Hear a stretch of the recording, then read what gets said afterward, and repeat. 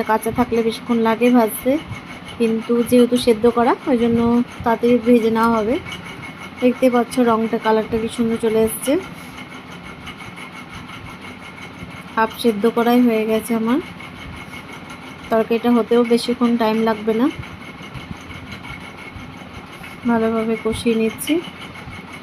তারপরে আজকে বাজারে থেকে বড় চিংড়িটা পেলাম না, নইলে এঁচুড় দিয়ে বড় চিংড়িটা একটু করা হতো। যাক, এটা দিয়েই করে নেব। দেখো বন্ধুরা, এটা কষানো হয়ে গেছে। এবার এখানে আমি গরম মশলাটা ফোড়ন দিয়ে দেবো, গোটা গরম মশলাটা, তেজপাতা, এলাচ, লবঙ্গ, দারচিনি আর 2টো শুকনো লঙ্কা ফোড়নে দিয়েছি। একটু দিয়ে দিয়েছি গোটা জিরে। এটাকে যতক্ষণ একটু ভাজা ভাজা না, ফ্লেভারটা না আসে ততক্ষণ ভেজে নেব। তারপরে পেঁয়াজটা কষিয়ে নেব। পেঁয়াজটা হালকা কষিয়ে নিয়ে, ভালোভাবে কষিয়ে নিয়ে এরপরে মশলাটা দিয়ে দেবো এর মধ্যে। ভালো করে একটু মোটা মোটা কাটা হয়ে গেছে।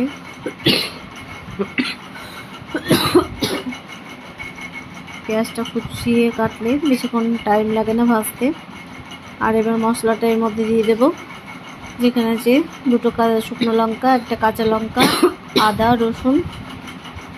আর এটাকে আমি তার আগে, এটাও কষতে বেশিক্ষণ টাইম লাগবে না, যেহেতু আমি তেল দিয়ে আগে এটাকে একটু ভেজে নিয়েছিলাম, তারপরে মিক্সার গ্রাইন্ডারে পেস্ট করে নিয়েছি।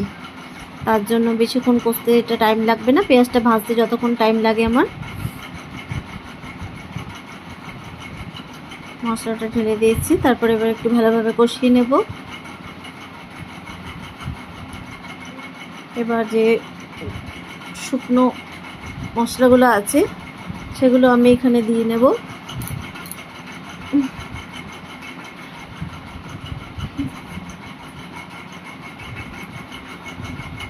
টমেটো পিউরিটা একটু দিয়ে নেব।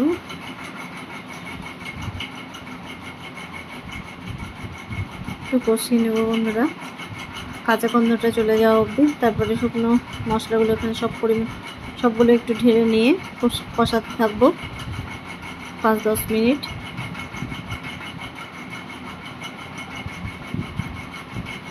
মশলা ধোয়া জলটাও দিয়ে দিয়েছি।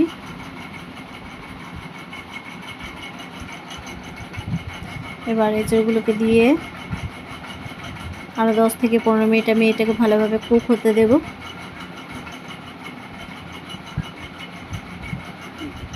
দেখো মশলা থেকে একটু তেল ছেড়ে এসছে। আলুটা যেহেতু সেদ্ধ করা